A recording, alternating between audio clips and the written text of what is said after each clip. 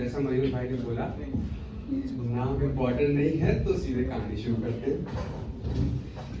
तो ये कहानी तब की है जब मतलब पुराने भारत की कहानी है कि जब अकबर का साम्राज्य, जो राजा अकबर था, उसका साम्राज्य बहुत ही तेजी से पूरे भारत पर फैलता जा रहा था और कोई राजा के पास इतनी ताकत नहीं थी कि उस अकबर से लड़ सके। इतनी बड़ी आर्मी थी कि कोई सामने नहीं खड़ा हो पा रहा था। लेकिन जहां सबसे ज्यादा अकबर को दिक्कत हुई अपना साम्राज्य फैलाने में, वो था राजस्थान का हिस्सा। और राजस्थान में खास करके जो मेवाड़ था, वो जितने आताताई भारत में आए उन्होंने उन सबसे लड़ाई की। तो अकबर के साथ भी वही हुआ, मुगलों के साथ भी वही हुआ और मेवाड़ जो है झुकने का नाम नहीं ले रहा था। तो अकबर ने सोचा कि कोई बात नहीं, युद्ध नहीं तो संधि नीति सही। और संधि नीति में अकबर ने मान सिंह, मतलब जो आमेर के राजा थे, उनसे संधि की और मान सिंह को अपना सेनापति बनाया कि अब राजपूतों को राजपूत से लड़ाएंगे। और कोशिश की तो शोलापुर का युद्ध हुआ और अकबर की सेना जीत गई। तो ठीक है, अब इस युद्ध के बाद अब अपनी कहानी यहाँ से शुरू होती है, शोलापुर के युद्ध के बाद से। अब युद्ध के बाद मान सिंह वापस आया है शहर में और शहर पूरा सजा हुआ है, बहुत अच्छे से सब कुछ सजा दिया गया है कि अब स्वागत हो रहा है सेना का। वो सल्तनत का बहुत ही नाम हुआ है देश भर में, तो पूरा शहर सजा दिया गया, एकदम दुल्हन की तरह शहर सजा। लेकिन जो जिसने इस युद्ध जिताया, मान सिंह, वो बड़ा उदास, दीन दुखी सा टहल रहा है। तो वहीं से कहानी स्टार्ट है कि सग नीलम मणि के बंधनवार, उन पर चांदी के मृतार, जात रूप के बने किवार, सजे कुसुम से हीरक द्वार। कि ये श्याम नारायण पांडे जी की कविता है, हल्दी घाटी महाकाव्य, उसका एक अंश है। तो अब शहर का वर्णन है कि लटक रहे थे तोरण जाल, बजती शहनाई हर काल, उछल रहे थे सुन सुरताल, पथ पर छोटे छोटे बाल। कि बजते झांझ नगारे डोल, गायक गाते थे उर्खोल, जय जय नगर रहा था बोल, विजय ध्वजा उड़ती अनमोल। कि घोड़े हाथी सजे अपार, सेना सजी सजा दरबार, गरज गरज तोपें अविराम छूट रही थी बारंबार। कि दिल्ली का विस्तृत उद्यान विहस उठा ले सुरभ निदान, और था मंगल का स्वर्ण विहान, पर अतिशय चिंतित था मान। कि मान सिंह परेशान है, वही शहर का वर्णन और मान सिंह का परेशान होना। अब इधर अकबर का सभा सजे हुई है, मान सिंह का इंतजार हो रहा है कि अकबर को जयहार पहनाया जाएगा, सल्तनत जीती है। कि सुनकर शोलापुर की हार एक विशेष लगा दरबार, आए दरबारी सरदार, पहनेगा अकबर जयहार। कि बैठा भूप सहित अभिमान, पर ना भी तक आया मान। सब कि दुख से कहता था सुल्तान, कहाँ रह गया मान महान। कि तब तक चिंतित आया मान, किया सभी ने उस सम्मान, और थोड़ा सा उठकर सुल्तान बोला, आओ बैठो मान। कि अपनी छाती को तान, अब आई मुख पर मुस्कान, किंतु मान मुख पर दे ध्यान, भय से बोल उठा सुल्तान। कि ऐ मेरे उर के अभिमान, शोलापुर के विजयी मान, है किस ओर बता दे ध्यान, क्यों तेरा मुखमंडल गान। कि तेरे स्वागत में मधुगान, जगह जगह पर तने वितान, क्या दुख है बतला दे मान, तुझ पर ये दिल्ली कुर्बान। अब अगर देश का सुल्तान ऐसी बात बोलते, ये सुन के मान सिंह का मन बहुत भारी हो गया।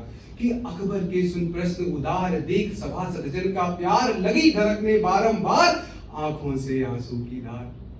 कि दुख के उठे विषम उद्गार, सोच सोच अपना अपकार, लगा सिसकने मान अपार, थर थर कांप उठा दरबार। अगर सेनापति सभा में रो दे तो उस दरबार का क्या होगा। कि घोर अवज्ञा काकर ध्यान, घोर अवज्ञा काकर ध्यान, बोला सिसक सिसक कर मान, तेरे जीते जी सुल्तान, ऐसा हो मेरा अपमान। सबने कहा, अरे अपमान, मान सिंह तेरा अपमान। हाँ हाँ मेरा ही अपमान, सरदारों मेरा अपमान। और कहकर रोने लगा अपार, कहकर रोने लगा अपार, विकल हो रहा था दरबार, रोते ही बोला सरकार, असहनीय मेरा अपकार। कि ले सिंहासन का संदेश, अमान सिंह बता रहा है कि ले सिंहासन का संदेश, सिर पर तेरा ले आदेश, गया निकट मेवाड़ नरेश, यही व्यथा है ये ही क्लेश। अब क्या व्यथा और क्या क्लेश है मान सिंह की। शोलापुर की का युद्ध जीतने के बाद सीधे दिल्ली ना आने के बजाय वो चला गया मेवाड़ नरेश, महाराणा प्रताप के पास। और जो महाराणा प्रताप को उसने जब ये बताया कि तुम भी अकबर की, मुगल की अधीनता को स्वीकार लो, नहीं तुम्हारा शोलापुर वाला हाल होगा, तो जो महाराणा प्रताप ने उसका हाल किया है, उसी वजह से आगे सभा में रो रहा है।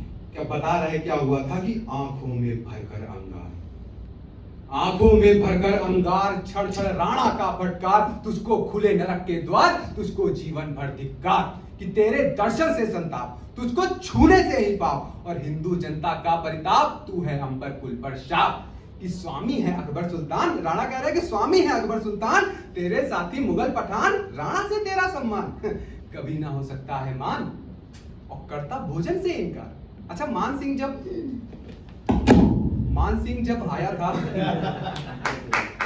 तो मान सिंह जब आया था पहली बार सभा में, मतलब मान सिंह क्या बता रहे थे, हाँ, तो मान सिंह जब पहली बार मेवाड़ आया था तो उसका डायरेक्ट उसकी बेइज्जती नहीं की गई, बल्कि उसका बड़ा स्वागत सत्कार हुआ, उसको छप्पन भोज दिए गए। लेकिन महाराणा खुद मान सिंह के साथ नहीं आए खाना खाने, क्योंकि वो एक गद्दार के साथ, क्योंकि वो अंबर कुल का त्यागी था, उसने राजपूतों को एक तरह से धोखा दिया था, उनका मानना था। तो उन्होंने कहा कि मैं इसके साथ रोटी तो नहीं तोड़ सकता। तो उसमें मान सिंह आग बबूला हो गया कि मैं मेवाड़ खत्म कर दूंगा, राणा प्रताप मर जाएगा, ये वो तमाम। तो ये सुन के जब महाराणा बाहर आए और उसको जो डपट लगाई, वही आके यहाँ रो रहा है कि तो महाराणा बोल रहे थे कि करता भोजन से इनकार अथवा कुत्ते सम स्वीकार, कि तेरा खाना अगर कुत्ते खा ले तो ज्यादा सफल मान सिंह, कि करता भोजन से इनकार अथवा कुत्ते सम स्वीकार, और इसका आज तनिक विचार, तुझको लाना 100 बार वृक्ष वंश का तू सरदार, तू अपने कुल का अंगार, और इस पर यदि उठती तलवार राणा लड़ने को तैयार। और ये जो वाद विवाद चल रहा था और एक सिपाही ने देखा कि मान सिंह की इतनी जरूरत हो गई कि महाराणा प्रताप से ऊंची आवाज में बात कर रहा है, तो वो सिपाही कविता में ऐसे है कि इधर मान से राणा का था वाद विवाद लगा ही, तब से आगे बढ़कर बोला कोई वीर सिपाही कि करो ना बकझक, यहाँ के हमारे राणा से बहस ना करना, कि करो ना बकझक लड़कर ही अब साहस दिखलाना तुम, और भगो भगो अपने फूफे को भी लेते आना तुम। अकबर फूफा लगता था मान सिंह, जब अपने फूफे को लेके आओ, तुमसे अकेले नहीं होगा। अब ये बात मान सिंह को बहुत घर कर गई, तो वही रो रहा है मान सिंह कि उसका छोटा सा सरदार मुझे द्वार से दे दुत्कार, कितना है मेरा अपकार, और यही बात खलती हर बार, कि शेष कहा जो उसने आज कहने में लगती है लाज, और मुझे समझ ले और इसे समझ ले तू सरताज, और बंधु या यवन समाज, कि वर्णन के थे शब्द ज्वलंत। अब जब पूरी सभा ने ऐसी बात सुनी कि सेनापति कैसी बेइज्जती, कि वर्णन के थे शब्द ज्वलंत, बढ़े अचानक ताप अनंत, सबने कहा यकायक अंत, अब मेवाड़ देश का अंत, अब मेवाड़ कोई नहीं बचा सकता, कि बैठे थे जो यवन अमीर, लगा हृदय में उनके तीर, अकबर का हिल गया शरीर सिंहासन हो गया अधीर। अरे कहाँ पहनता वो जयमाल, अब कहाँ जयमाल वेमाल पहने गए हैं, कि अरे कहाँ पहनता वो जयमाल, उर में लगी आग विकराल, आंखें कर लोहे समलाल, भभक उठा अकबर तत्काल, और कहाँ न रह सकता चुपचाप, कहाँ न रह सकता चुपचाप, सह सकता न मान संताप, बड़ा हृदय का मेरे थाप, आन रहे या रहे प्रताप, और वीरों अरि को दो ललकार। वीरों, अकबर ने खड़े होके अपना जो युद्ध होना है उसका जो आदेश है वो पारित कर दिया, कि वीरों हरि को दो ललकार, उठो उठा लो भीम कटार, घुसा घुसा अपनी तलवार, कर दो सीने के उस पार, कि महा भीषण रणठान, ऐ भारत के मुगल पठान, रख लो सिंहासन की शान, कर दो अब मेवाड़ मसान, शमशान बना दो मेवाड़ को। सरदारों अब करो ना देर, अब देर नहीं चाहिए मुझको, कि सरदारों अब करो ना देर, हाथों में ले लो शमशेर, वीरों लो अरिंदल को घेर, कर दो काट काट कर ढेर, कि क्षण भर में निकले हथियार, तुरंत अकबर की सेना तैयार, कि क्षण भर में निकले हथियार, बिजली सी चमकी तलवार, घोड़े हाथी सजे अपार, रण का भीषणतम हुंकार, कि ले सेना होकर उत्तान, ले करवाल कटार कमान, चला चुकाने बदला मान, हल्दी घाटी के मैदान। इधर से एकदम विशाल का समुद्र सी सेना लेके मान सिंह चल पड़ा कि हल्दी घाटी को अब तबाह कर देंगे, कि अभिमानी मान अवज्ञा से थर थर होने संसार का, पूरे देश में बात फैल गई कि मान सिंह ऐसी सेना लेके मेवाड़ की तरफ बढ़ा गया है कि मेवाड़ का कोई चारा ही नहीं मेवाड़ के पास कि वो खड़ा भी हो सके। और सिर्फ एक आदमी की गलती है महाराणा प्रताप की, कि उन्होंने जो जिद है, जो हट है, उसकी वजह से मेवाड़ का बीवी, मेवाड़ की औरतें और बच्चों को भी कष्ट सहना पड़ेगा। महाराणा प्रताप को बात समझनी चाहिए।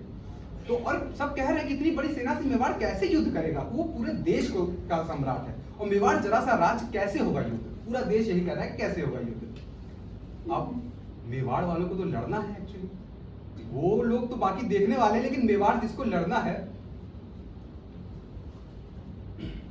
तो मेवाड़ वालों जिनको लड़ना है, तो अब वो लोग क्या कह रहे हैं, तो वहां पे है कि अभिमानी मान अवज्ञा से थर थर होने संसार लगा, और पर्वत की उन्नत चोटी पर राणा का भी दरबार लगा, कि अंबर पर एक वितान तना बलिहार अछूती आनों पर और मखमली बिछौने बिछे अमल चिकनी चिकनी चट्टानों पर कि सुची सजी शिला पर राणा अभी बैठा ऐसा फुंकार लिए और फरफर झंडाता पहर रहा भावी रण का ओंकार लिए कि भाला बर्ची तलवार लिए आए खरदार कटार लिए धीरे धीरे झुक झुक बैठे सरदार सभी हथियार लिए। अब पूरी सभा सज गई कि जब एक एक जन को समझा जननी पद पर मिटने वाला गंभीर भाव से बोल उठा वह वीर उठा अपना पाला। खड़े हो गए महाराणा प्रताप कि वह बोल रहा था गरज गरज रह रहे कर में हंसी चमक रही रवलित बरसते बादल सी मानो बिजली सी दमक रही कि सरदारों मान अवज्ञा से माँ का गौरव बढ़ गया आज। राणा कह रहे हैं कि मान के दुस्साहस से हमारी माँ का गौरव बढ़ गया आज। कैसे बढ़ गया कि सरदारों मान अवज्ञा से माँ का गौरव बढ़ गया आज और दबते ना किसी से राजपूत।